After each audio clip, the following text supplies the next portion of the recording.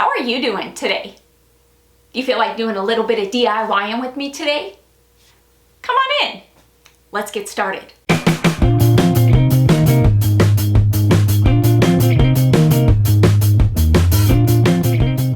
What do I have going on for you for today? Well, it is time for me to show you my Christmas 2022 windows. Now, this is a tradition that Kayla and I started about 4 years ago after my mom passed away. My mom was someone that was very creative and very artistic, and every Christmas she would come to our house and she would paint our windows with a Christmas scene or a Christmas image on it, whatever it was that we chose. I will tell you, one of my all-time favorites that she ever did was she did a fire truck.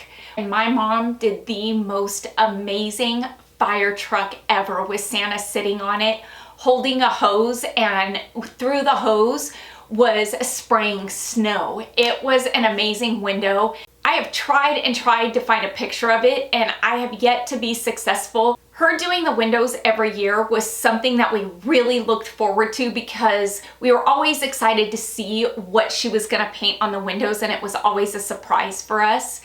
When she passed away 5 years ago, a year after her passing, Kayla and I decided that we were gonna carry on this tradition and paint our windows, and it would be something that we do every year.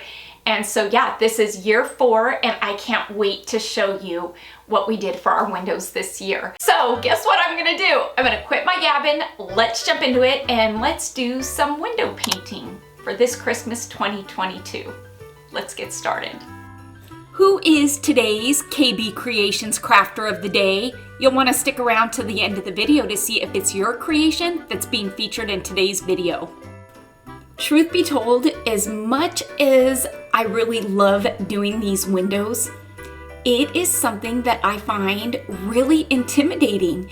And that is because before doing these windows, I was never somebody who was, I would say, artistically inclined. Now, when I say that, I feel like there is a difference between being creative and thinking out of the box and repurposing items versus being artistic and being able to draw and paint. And drawing and painting is not something that has ever come easily to me. My mom was, I think, all of the above. She was artistic, she could paint, she could create, she could think outside of the box, she could bake a cake and decorate it like nobody's business. And so I think that her talents truly got split between Kayla and I. So when I do my windows, I do start off by sketching it out with a chalk pen that I get from Dollar Tree, believe it or not. It dries, so when I paint over it, it doesn't discolor my paint or lighten my paint, and it's something that I can easily erase or remove if I make a mistake. Once I've got kind of the gist or the outline of my piece done, I do go in with a sponge dabber and apply my paint with the sponge dabber. Oh, there's Kayla. And I do that because 1, it gives it texture, and 2, I'm not getting the brush strokes, and it's thicker coverage as well. So I'm not gonna have to do multiple coats. I may have to go in and kind of touch up some places that didn't get a thick coating, but for the most part, using the sponge dabber, I feel like it's quick.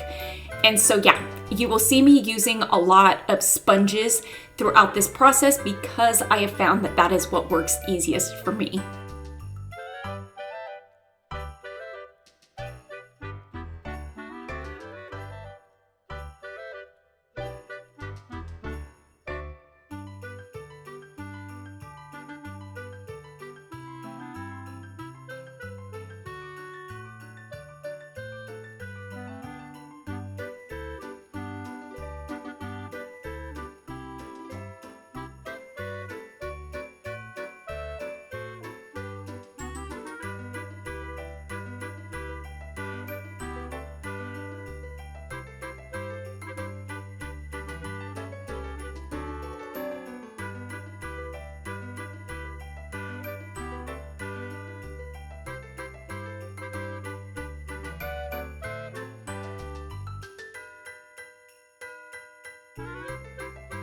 The image that I am getting inspiration from is the one that you see there taped on my window. It was one that I found on Pinterest. I'm not sure who the original artist was of this piece, but you know what? It was just such a fun piece. When I do my windows, I like to do snowmen. I love snowmen. And here you can see that I did pull out my heat gun and use it to help dry some of the areas that I needed to put a second coat or add to the hat or the neck on, because here where I live, it is a whopping 45 degrees on this day, so my paint isn't drying super quickly, and it is a fast drying paint. Now, I do want to touch on what paint I am using. The paint that I am using is just Apple Barrel's acrylic paint. It is the matte finish. Now, I will tell you that this is the best paint to use when painting your windows. You don't want to use the multi-surface paint. If you want to use gloss, you can. I am a matte finished person, so I like that look better. You don't want to use a chalk paint. Last year, I made the mistake of using Waverly's chalk paint for my snowman, and I had a heck of a time getting it off my windows at the end of the season. And so years prior, I had always used Apple Barrel and found that it was super easy. I would just spray some 409 or Pine Sol on my window, let it set for a bit, and it would bubble right off. And taking a plastic paint scraper, it would just scrape right off and I'd be done in about 5 minutes. Last year, I want to say it took me a couple of hours with a straight edge razor scraping it off. And so did it damage my windows? Absolutely not. It didn't. But I did have a heck of a time getting the paint off. And so this year at the end of the season, I will show you how I remove the painting from my windows and how easy it is. It doesn't damage the windows. If you're renting, you can very easily do this as well, and rest assured that when it does come off, the owner isn't gonna say, hey, you ruined my windows. Just stick with the Apple Barrel paint. And like I said, not the multi-surface, just the base.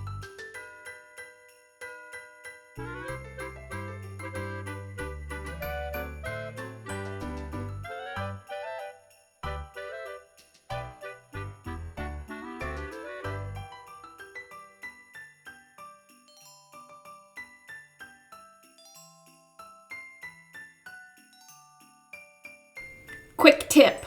When painting your windows, if you do, which I definitely think you should challenge yourself like I have, get out there and get the kids out there and paint your window and make it a tradition like Kayla and I have. It is best to go in with a thin paintbrush and some black paint and kind of outline your image and some of the detailing within your image, because it really does help, one, finish off your piece, and two, it just kind of gives it more dimension.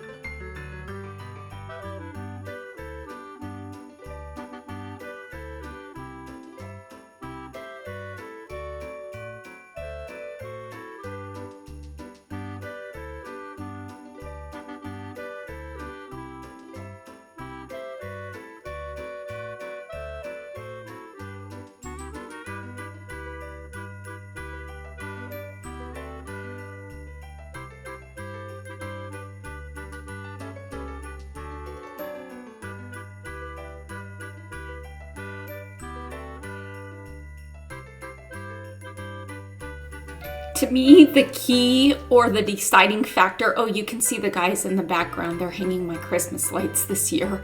Yeah, I opted not to do that and just hire somebody to do it because Allie really wanted Christmas lights up. And so, yeah, that's who you see in the background moving around. Anyway, to me, the deciding factor when choosing an image to paint on my windows is something that I don't have to be perfect when drawing the details on, something that looks imperfect. So that way, the more imperfect it is, the more perfect it is. And that to me is kind of what I go for each year when I'm choosing an image that I can paint on. So yeah, just don't overthink it and just try. That's what I say, challenge yourself.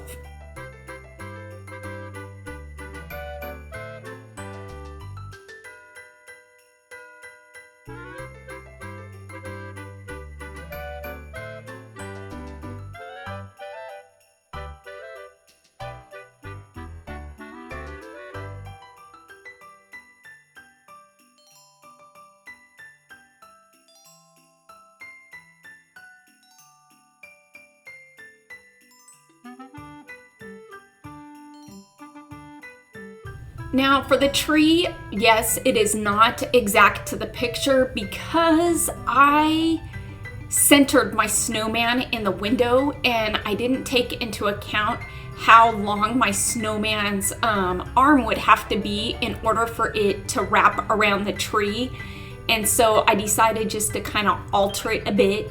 And that's kind of what you do, right? That's DIYing, that's creating. You take what you like, you leave what you don't, you get creative and you make it your own. And so, yes, since this picture, I was merely just gaining some inspiration from it for the snowman itself, I decided to kind of arch my tree so the snowman was kind of putting the star up at the top of the tree.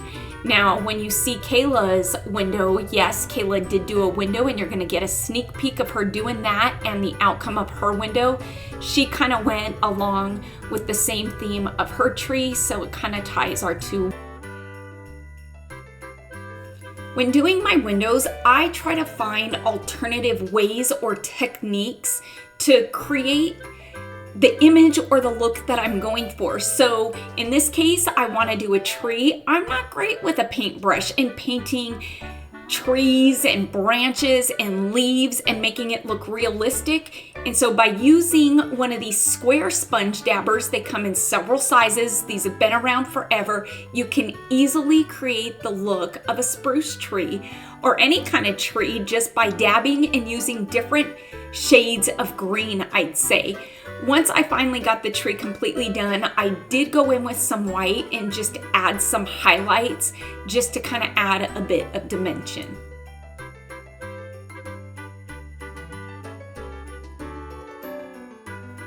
My word, who knew that drawing a wonky star would be so hard? It was hard for me. I tried again, and just kept at it until I got it the wonky shape that I wanted it to be. And oh my word, you can see the guy in the background going up and down the ladder, putting up the lights. I am so glad I did not have to do that this year.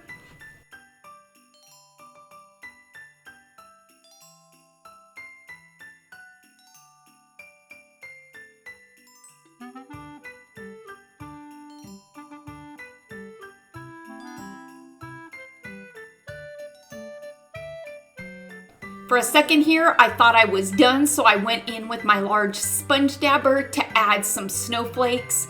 I know it's kind of taken the easy way out. Should I have drawn snowflakes on? I probably could have, but this was much faster. I was kind of tired. This had taken me a full 4.5 hours to do, which I don't mind. Once I thought I was done again, I realized I did not add rosy cheeks to this snowman, and so I did go in with a pastel crayon and a paintbrush, added some rosy cheeks, took a step back, looked at it, and realized, wait a minute, I didn't add shading to some of the sides of this snowman, just to kind of add, again, a bit of character and dimension to my piece. So when doing shading on a white snowman, if you just take kind of a light gray paint and add some strokes or streaks to it, then kind of go over it with your white, you're going to get some shading in there, and it is going to add a lot to your piece. And with that, I am done. Here is my 2022 Christmas window, and I'm gonna say I think it turned out pretty good. I love this window. I love this snowman. Here's some pictures of last year's window, my 2021 window. That was a fun one. Here is my 2020 window. And here is my 2019 window. I think I have come a long way since my first window. Here is Kayla doing this year's window. She had quite a fun piece of stacking some adorable snowmen. And this is Kayla's 2022 window. Stinkin' adorable. You can see where I gained the inspiration from the tree. Here is last year's window, her 2021 window, this adorable penguin. And this reindeer was definitely one of my favorites. And her first window in 2019, this spooky snowman. Who is today's KB Creations crafters of the day? Well, the first one's going out to Lori Utter, who's bringing to us her Christmas windows, and she did 2 of them. Lori, I am loving your Christmas windows. We've also got a Christmas window by Karen Clark. Karen, you are an amazing artist. I am loving the fun snowman creation. Thank you so much for sharing your recreation with us today. Christmas windows are always a fun time. And as this is, again, my 4th year doing it, when I look back at year 1 to now, I can definitely see how I grew as an artist and how far I've come. And so I am definitely one of those people that encourages people to step out of their comfort zone, challenge yourself, because you never know what's gonna happen. And through trial and error and practice, that saying is true. Practice makes perfect, and you definitely can grow as a person, as a creator, as a DIYer. That is something that I really do encourage. I hope you all enjoyed Kayla and I's Christmas windows for 2022. Make sure to stay tuned for a couple of weeks after Christmas, where I show you just how easily you can remove the paint from the windows and how it leaves your windows looking good as new. Until next time, everybody. If you're interested in seeing more of my window creations and the process that I did doing them, make sure to click on the video right over here and it'll take you to some of my past Christmas windows. Until next time, I hope you have a fantastic day. Happy crafting on a budget. Stay happy, stay safe, stay healthy, but most of all, you know what I'm gonna say. Stay positive, because I sure as heck am. Bye for now, everybody.